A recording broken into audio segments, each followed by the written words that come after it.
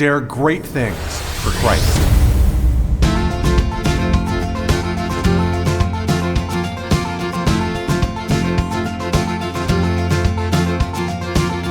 Christ calls us to dare great things. In the marketplace, as well as in the mission field, there has never been a time like the present for the spirit of the Catholic entrepreneur. Now is the time for men and women of great courage and great vision to engage our church and our culture. Now is the time to dare great things. And here is your host as we dare great things, Father Nathan Cromley, the president and founder of the St. John Institute. When we are in a position of leadership, law can sometimes seem cumbersome. And as Christian leaders, we've developed our sense of autonomy and freedom and love to the point where many of us wonder, why do we need rules in the church at all? Sometimes it can be tempting to say, those in charge make the rules. And that's why the life of our Lord can be disconcerting, because he followed the law. In this final part of our examination of Aquinas' teaching on the life of our Lord, we draw valuable insights from the example of Christ for our lives as leaders today. Hey, welcome back to this last and final segment on the life of Christ in St. Thomas Aquinas. This is just such a neat experience for us because so many of us who are involved in business never take the time to think through kind of deeper questions. We're just focused on what there is to do next, the next big problem, the next mountain to climb. And by doing that, we diminish the capacity that we really have to lead effectually, because a lot of what we do depends upon our vision of the world. That's why I love doing these workshops. By doing these workshops with you, I'm able to take you through things that actually are part of your daily decision making and help you to inform yourself and your mind with the teachings of the Gospels, so that then when you go back into your daily grind, daily rhythm, you go back there charged up with the right perspective. I think a lot of times of our leadership is being kind of like a knife, right? The knife has to cut. And yet the knife will cut only if it's held at the right angle, right? We all have leadership skills, but that doesn't necessarily mean we're going to win the game. You can have a football team that is excellent, that has, a $20 million offensive line, and still lose to its arch rival, even if the arch rival's unranked. I mean, this can happen. And you're like, how is it that a huge, wonderful football team could actually lose to its rival when the rival's not even right? And you say, well, maybe it comes down to the approach that they were taking to the game. I mean, it could come down to a lot of different things. It depends. But this is an example that this could happen over and over in our life, where you have excellent talent, excellent availability, excellent market conditions, and you still blunder. This reminds me of the story of a fellow that I knew that was running a medical device manufacturing company. And he said, the success of my company comes down to our ability to execute on our strategy. Execution is the key to success, to the point that he said, I used to tell my people, let's give our strategy, print the book out. We can give it to our competitors. We don't even have to worry about our competitors worrying about our strategy, because they could never execute to the level that we could execute. And so based upon that, he built a multi-million-dollar company and was extremely successful, because it came down to the leadership's ability in the crunch and in the grind to allow and help the people to actually effectuate what the culture of the company and the leadership model that he had going was so powerful that it actually was more important that he could execute than it was that he had a secret strategy that no one else knew. And that's why the work that we're doing at the St. John Leadership Institute is so important, because what we're doing is allowing you to go deeper, even for a brief period of time, to position that knife more accurately of your leadership, so that what you're doing every day actually gets the traction that you're looking for, actually makes the impact that you want it to make. Because we all know that in the end, it's the little things that make the biggest difference. And so let's set our mindset right? Like, let's say we are here not just as business leaders, but as business leaders who want to follow Christ. And I've said over and over again what an advantage that is. Okay, Jesus, when you follow God, you're not putting your heart and into something that's not of value. Okay, God is not a peripheral question to human existence. On the contrary, God is the source and the summit of all meaning, and he's the end goal of everything that we do. Aligning ourselves with God will help us to make the right decisions that are the most impactful and that will steer our company in the best of directions. So a Christian Christian business owner should have a Christian advantage, even in the business. But to do that, we got to do it like Christians. And that means we have to align our mindset with the truth of the Gospels. And that takes study, it takes us research, it takes reading some of this marvelous literature from our Christian antiquity. And one of this is, of course, the Summa Theologica of St. Thomas Aquinas. And I want to look at you with you at Article 4 of question 40 of the third part of the Summa, where he specifically says, did Jesus Christ live according to the Mosaic law? And you might say, oh my gosh, this has nothing to do with leadership. And I'd say, tell that to Jesus, okay? Because if Jesus was, in fact, the archetype of all leadership, if he was the King of Kings and the Lord of Lords, right? Well, then everything in his life is significant. And here he's showing us that King of Kings and Lord of Lords, he lived in accordance with the law that God had given to Moses. And you say, well, what difference does that make to me? Okay, my question for you is, are you willing to live in accordance with the law of the church? Okay, because we don't live in the law of Moses anymore. The law of Moses found its fulfillment in Jesus Christ.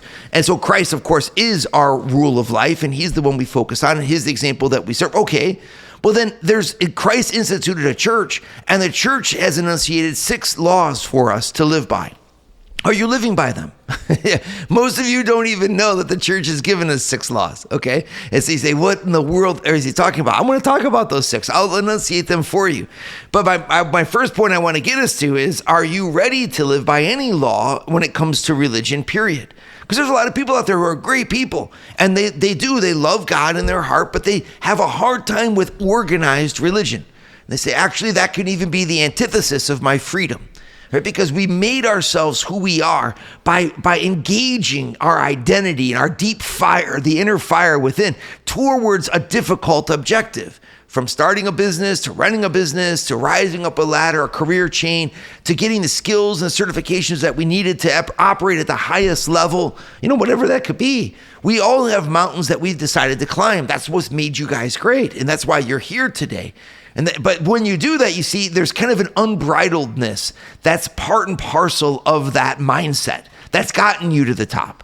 Okay, this idea of no matter what it takes, right? You can even think about all the motivational videos that you've watched in your life, or the motivational speakers that you've heard. Whatever it takes, it doesn't matter. I've got to be ready to die to take that hill, And you kind of look back, and there's something that we love about that. There's a soldier who says, we're now under martial law. This is an entirely different setup, And that's the mindset that we take to our business. And it's one of the reasons that we've become successful. And I don't discredit that at all, but I'm also saying that can present a challenge to them when I say, okay, when you come into the church, genuflect on your right knee, make the sign of the cross, and go into your pew, stand with everyone else, sit with everyone else, right? And then listen to a homily that's designed to say somebody else has authority who's guiding you. You can say, oh my goodness, it can kind of grade us in the wrong direction, to the point where a lot of folks that I know kind of put that on the side. It's almost like my religion is there when emotionally I need a crutch.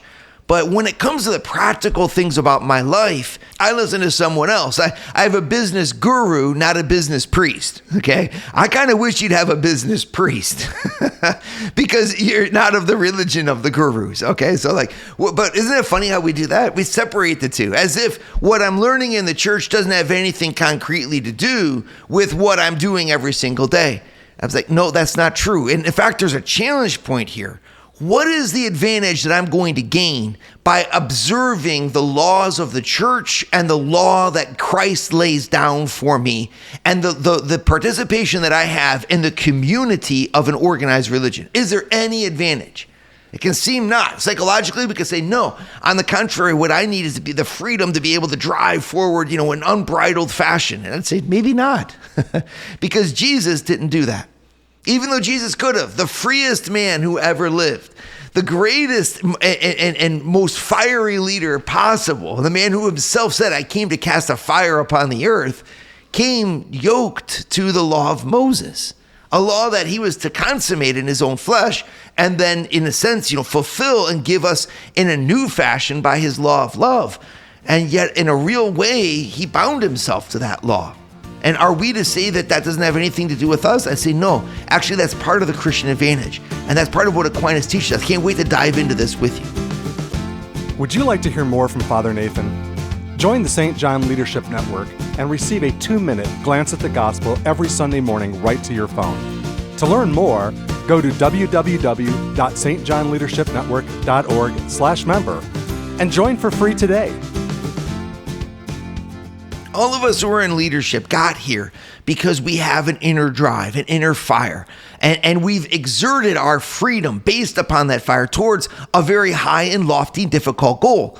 And that's created a mindset, right? The eye of the tiger, right? All of us know that from Rocky Balboa, right? To have the eye of the tiger, to be the man in the arena, to stand where others have fallen, to face the headwinds, all this kind of like very romantic imagery, which is a true imagery. But at the same time, that can make it hard for us to then calm down, slow down, and say, I'm going to pray a rosary every single day. Right? Or I'm going to go to confession once a year. Or I'm going to learn Latin so that I can do my responses in the Mass in Latin. All these things were kind of like, oh my gosh, I don't have time for all of that because it seems like conformism. But I want to share with you something. Listen, I've had the opportunity to visit with a lot of monasteries. I lived in Europe for many years and got to visit the home of monasticism. And I'll tell you what, if you want to talk about, on the one hand, a very intense conformism. I mean, monks are told when to rise, when to sleep. Their life follows upon the ringing of a bell. And when the bell rings, they drop what they're doing and they go to the next thing. And they live in a life that simply doesn't change. It's the same rhythm, the same thing every day, every week, without change. There's no vacation, for example, amongst the monks. There's no change. You simply live that way of life. And you're told what to dress, and you're told what you can keep in your cell and what you don't. I mean, talk about ultimate conformity. And yet I've never encountered a more intense group of individuals than when you encounter monks. On the outside, they might seem kind of lackluster because their intensity isn't about the things of this world. But in terms of a personal discipline and dedication, I mean, to wake up every morning at 3:30 in the morning, every day of your life, right? To only sleep, as some groups do, only 4 hours at a time. They never sleep longer than 4 hours. They sleep 4 hours, they wake up for 2 hours of prayer, they go back to sleep for 4 more hours. That's how they spend every single night. You say, oh my goodness, are you willing to have that level of dedication? And what does that take? But you see, like, there's an example. You can, on the one hand, you say, well, in the world today, I need to be free. I need to just have no bounds to my nature so that I can therefore, become this competitive person to rise to the top. And I'd say, okay, maybe, but at the same time, that's not the ultimate form of intensity. Maybe you would be even more intense if you were more disciplined. Maybe you'd be even more intense, more free if you were bound. All right, because when I look at our Lord Jesus Christ, I don't see a man who's just going around breaking all kinds of laws. On the contrary, he obeyed the law of Moses.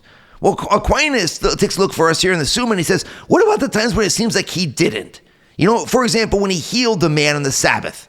Okay, there was an example. He healed, as the Sabbath says, you shall not do work. He goes and heals this guy. And then he says, take up your bed and walk. Well, it was forbidden, according to the rules of that day, to carry your mat. That was seen as a form of work. And Jesus literally says to him, on the Sabbath, take up your mat and walk. So people say, look, he's breaking the rules, right? Or again, when he said literally that not everything that you eat from the outside will make you unclean, when it clearly says in Leviticus 11 that by eating or touching things, you're made unclean. Is he not teaching that basically that the law doesn't matter? Is he not freeing himself up from the law? And a lot of people will say that. You'll hear commentators kind of like making Jesus into a rebel, okay, that then was oppressed by the authority structures of his day. And Jesus was not a rebel, right? But how do we deal with that? Because there he is seemingly acting against the law or teaching against the law. Or again, when his disciples are walking through the field and they pluck the ears of grain, right, and they eat the grain out of the field, even though that was on the Sabbath and it was forbidden to do that on the Sabbath. Wasn't that breaking the law?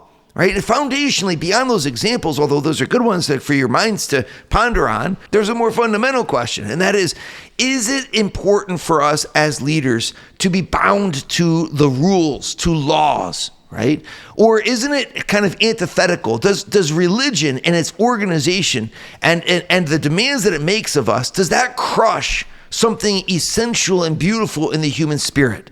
This is something that's really ingrained in our American culture because a lot of us grew up in an era where that kind of antithesis between the law and freedom or between love and rules, it was really ingrained in us to the point that we thought, no, it's an either or mentality.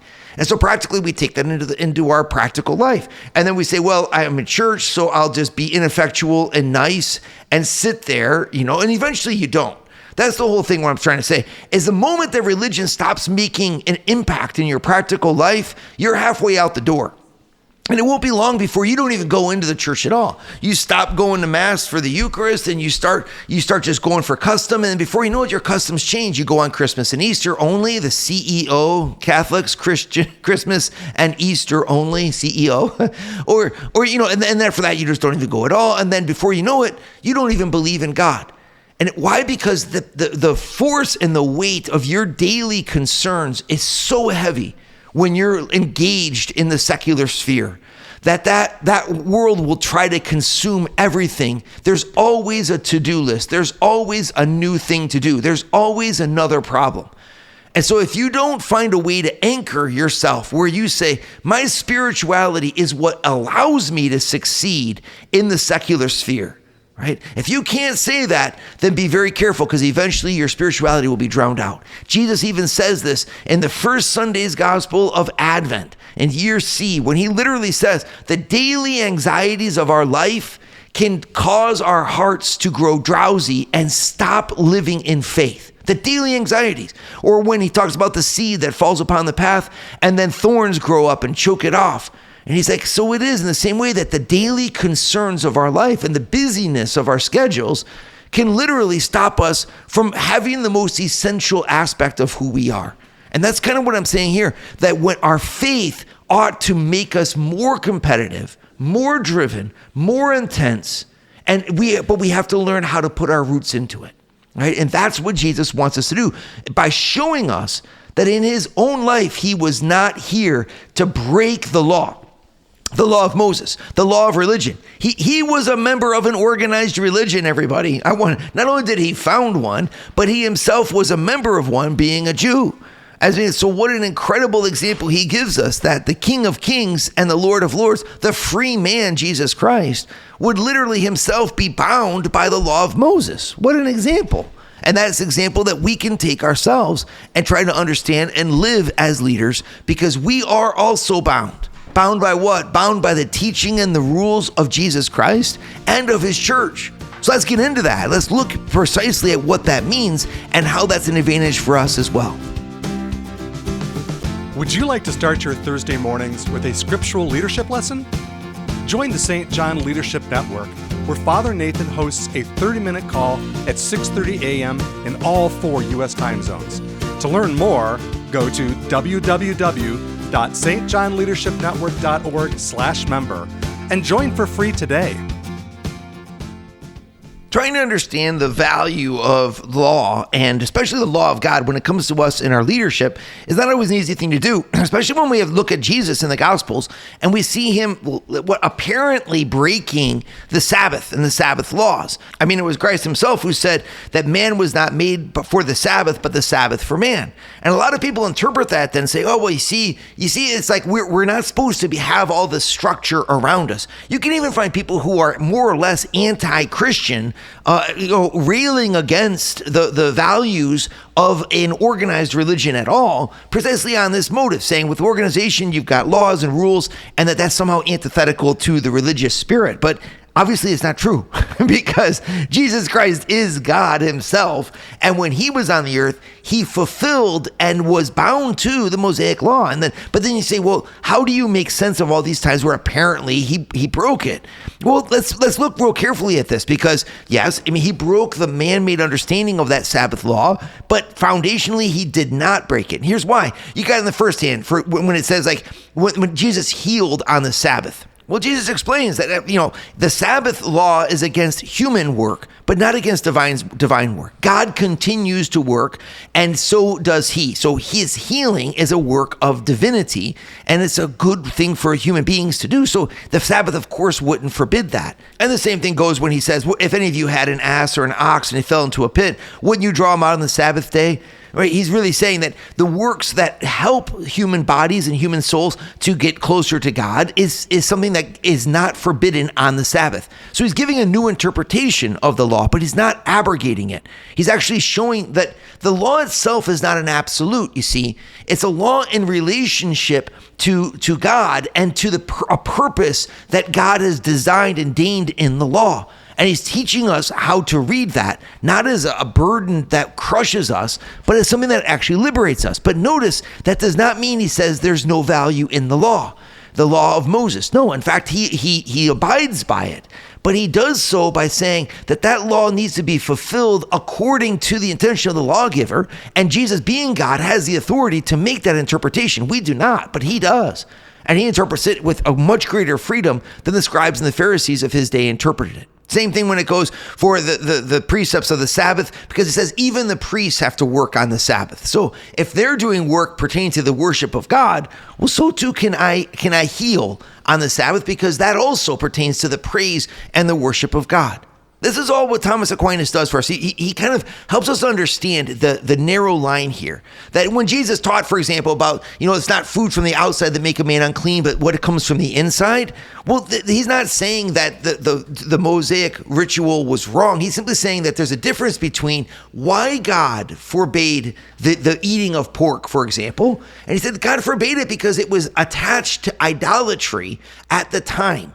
So it's not pigs in themselves that are problems, but it's the fact that that's attached to an idolatry. So you've got to understand the difference between the nature of something and its signification, the signification that God himself gives of it, okay? So the same thing when the disciples pluck ears of grain on the Sabbath, and it's like when you're hungry, yes, you're allowed to eat even on the Sabbath. So Jesus isn't breaking the law. He's redefining our understanding of it. And that's the key, because you and I are bound by laws also. And we can say, is there any value in keeping them? Yes, there's a huge value in keeping them, because by keeping the laws of the church, the laws is like the skeleton of a body. Think of it that way. The bones form the structure and give shape to the muscles and to the flesh. If you just had muscles and flesh, it would be a heap on the ground. Because we'd have all kinds of energy, all kinds of desires. And a lot of us do. We have this drive, we have this energy, we've got this competitive advantage. We want to do things, we want to go after the high mountain. Yeah, but in and of itself, that could just be bluster. It could have as much value as the wind that blows if it doesn't have structure to it. And structure means, why am I doing this to begin with? The laws that God gives us, the laws that Jesus gives us, the laws of the Catholic Church as well, they provide kind of the necessary mooring, right, for our boat to be fastened tight and sound and safe in the storm. To say that a human being doesn't need laws and rules is like saying a boat doesn't need an anchor. Everything can be fine when you're just cruising along, but the moment the storms come, you'll be dashed to pieces, because you won't have anything bigger in your life that keeps you on this perspective. And so the Catholic Church, anyway, willingly says, the church community binds Christians by 6 laws. I'm going to give them for you, because a lot of people don't know. They're called the commandments of the church.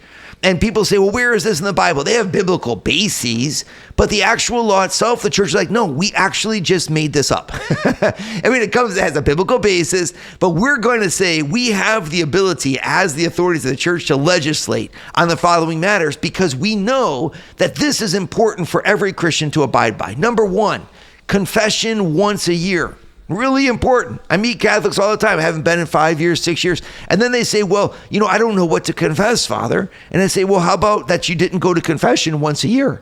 That's kind of nice, because if you can't really think of any sins, that's one right there. That's an easy one for you.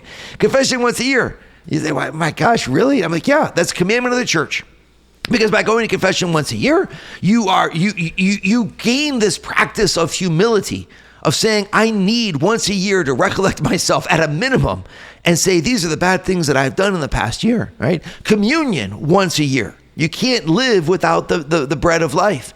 And so if you've lived a bad life, go to confession first and then go to communion at least once a year. Tithing a significant portion of your income. So important, right? The problem is not if you have money. The problem is if money has you. Yeah, but if we're not careful, having money will lead us to becoming a slave to it. And so the church says you need to tithe a significant portion of your income every year. What is that? Well, it doesn't give us any guidance. 10% seems to be a good biblical rule to go by. But in any case, that we're bound to do that. You're bound to fast and to abstain from meat on the appropriate days. In some dioceses, this is really encouraged, but in Lent anyway, it's required of all of us. Fasting from meat on Fridays or abstaining from meat on Fridays and fasting on Ash Wednesday and on Good Friday. You have to get married in the Catholic Church.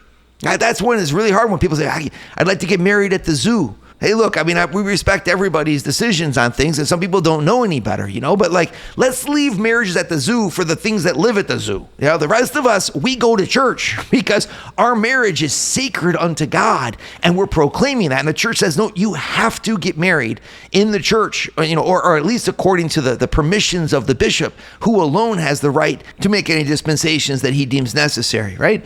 You also have to go to Mass on a Sunday, every Sunday. The holy days and unholy days of obligation. It's the church's interpretation of the rules of Christ. These are what we call the 6 commandments of the church, 6 laws of the church. That's it. This is not hard stuff, you guys. And that's the 6th. Then you say, well, what does our Lord command us to do? He commands us to love Almighty God with all of our heart, soul, mind, and strength, and our neighbor as ourselves. But that's not the only thing that he commands. He commands to love one another as he loved us. And you say, well, okay, what does that mean? That means that we have to forgive our enemies, pray for those who persecute us, and do good to those who hurt us. See, that's a commandment by Christ. Forgiveness is not an option. I could keep going, but I'm really sure that you see the perspective here. The important thing is to remember that a house without structure will be blown down by the wind. And in the same way, a religious sentiment without the discipline of law and the commandments of Christ will be lost. So we have to ascribe and understand, man, by following the law like Jesus himself did and following it in its true sense of signification, I'm stronger. And that discipline, that will give me the edge that I need to lead in all times and to lead well. Dare great things for Christ. Share your feedback with Father Nathan. Send us an email at communications@stjohninstitute.org. That's communications@stjohninstitute.org. And visit www.stjohninstitute.org and sign up for our newsletter to receive updates from Father Nathan.